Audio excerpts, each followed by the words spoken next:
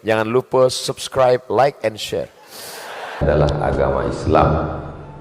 Nanti orang akan mengatakan itu kan apologize, pembelaan terhadap agama sendiri, memuji-muji agama sendiri, mengunggul-unggulkan keyakinan sendiri.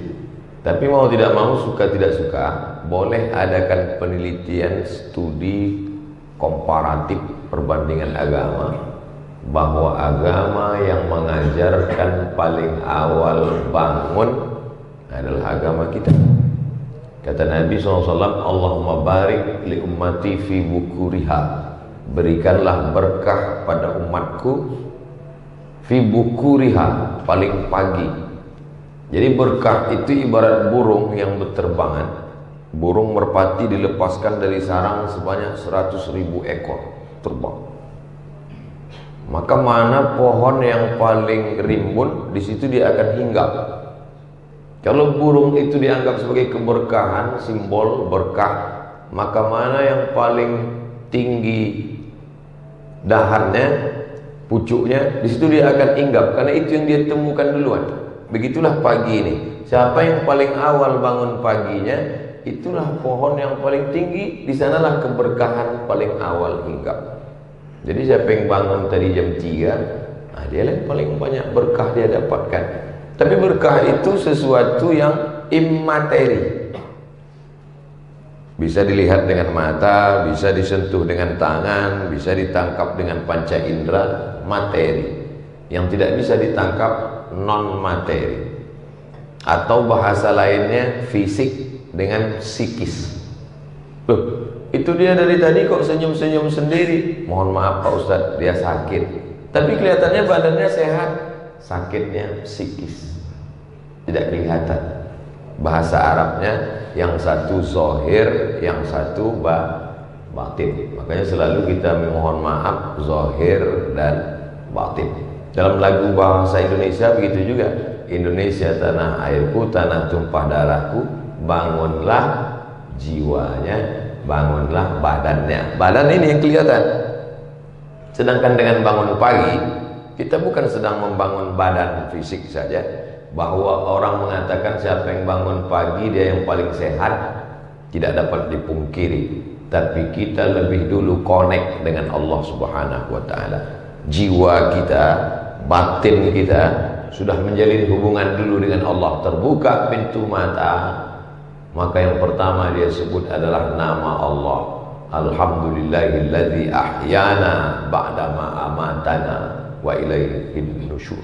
Walaupun ibu paling sayang dengan bapak, tak mungkin ibu waktu bangun pagi, oh Mas Parno.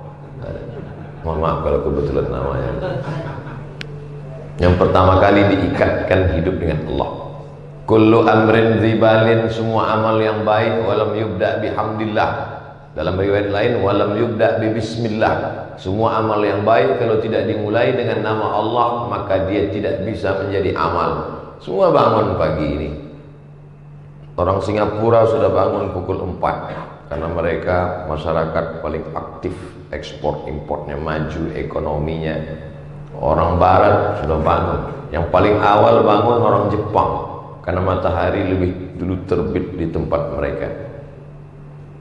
Bahwa cerita bangun, ya menurut jam bangun. Tapi bangun kita bernilai ibadah yang bisa dibawa mati menghadap Allah. Kenapa begitu? Karena bangun kita menyebut nama dia, Bismika. Itu kalau mau tidur. Tapi kalau pas bangun, Alhamdulillahilladzi ahyana ba'dama amatana wa ilaihin nusyur. Itulah makna innamal a'malu binniyat. Segala amal dinilai dengan niatnya. Nanti saat amal kita dihitung di hadapan Allah SWT, semua orang beramal, wa qadimna ila ma'amilu min amalin. Semua amal mereka kami tunjukkan di depan mata mereka. Ini amalmu, ini ibadahmu, ini. Faja'alnaha haba'an mansura. Kami jadikan dia seperti debu yang berterbangan, tak bernilai di hadapan Allah. Kenapa tidak ada nilainya? Karena tidak menyebut nama Allah Subhanahu wa ta'ala.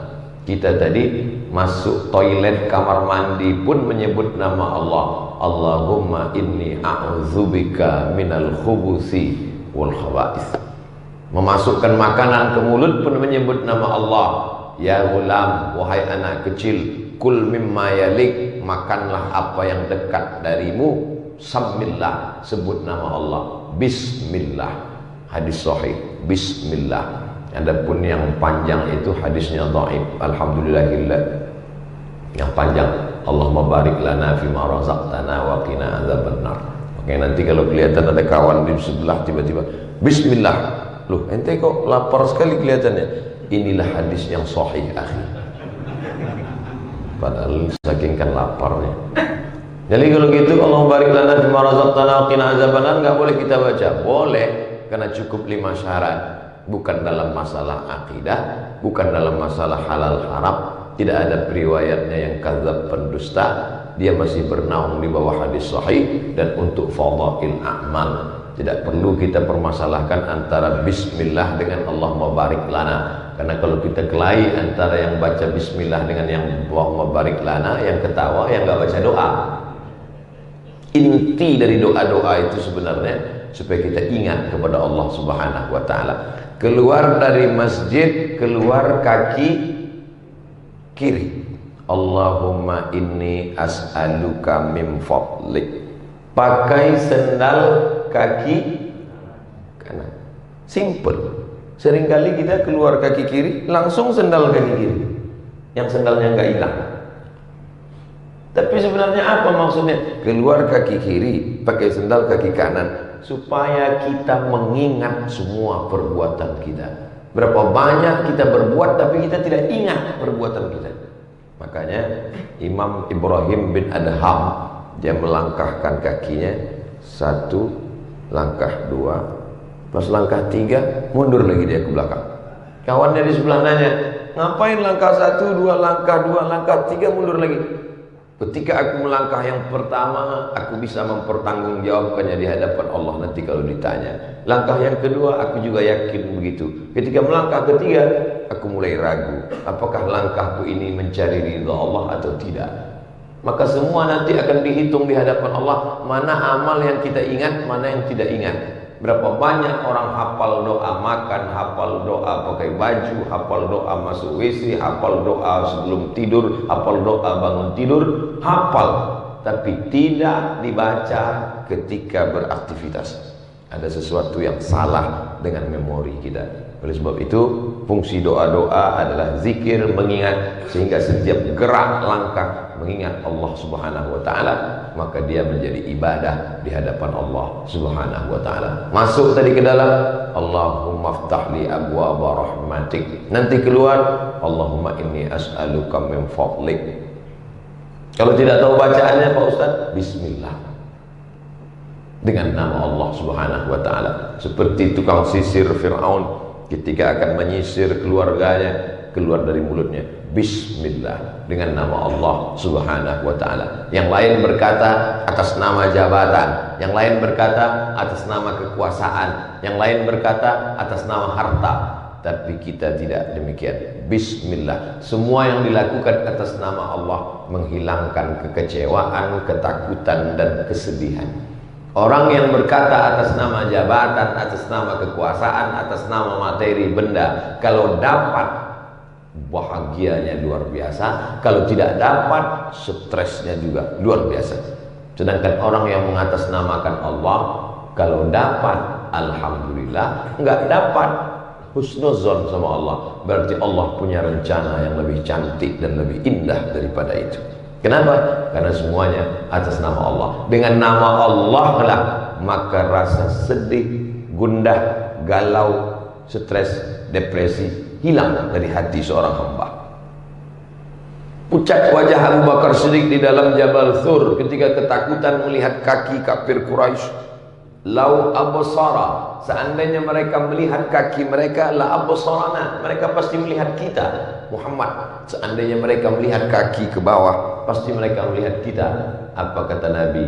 Ma zannuka bitsnaini fallahu salisuhuma. Kalau kau sangka kita di sini cuma berdua, tidak wahai Abu Bakar, Allah yang ketiga. Kalau kita bertiga, Allah yang keempat. Kalau kita empat, Allah yang kelima. Wa huwa ma'akum ainama kuntum. Dia bersama kamu dimanapun kamu berada. Maka itulah fungsi dari setiap doa dan zikir, merasakan keberadaan Allah. Ketika kita merasa sepi sunyi, maka Allah bersama kita. Ketika kita merasa kecil dan kerdil, Allah tetap ada. Maka besarkan hati dengan keberadaan Allah. Allahu Akbar. Selesai sholat tetap subhanallah 33, alhamdulillah 33, Allahu Akbar 33, la ilaha illallah wahdahu la syarikalah, lahul mulku wa lahul hamdu yuhyi wa yumiit wa huwa ala kulli syai'in qadir. Itulah kultum kita pada subuh kali ini. Banyak panjang pendeknya ceramah sesuai dengan besar dan kecilnya masjid. Bukan itu, kita akan ke masjid. Jangan merasa kecil hati. Yang dinilai adalah keikhlasan ke hadapan Allah Subhanahu wa taala. Mudah-mudahan kita termasuk orang yang ikhlas insyaallah. Terima kasih atas segala perhatian, mohon maaf atas segala kesilapan. Walaupun kita berpisah tempat dan waktu, tapi insyaallah kita tak pernah terputus dalam ingatan dan doa. Wallahu muwaffiq ila aqwamit thariq. Wassalamualaikum warahmatullahi wabarakatuh.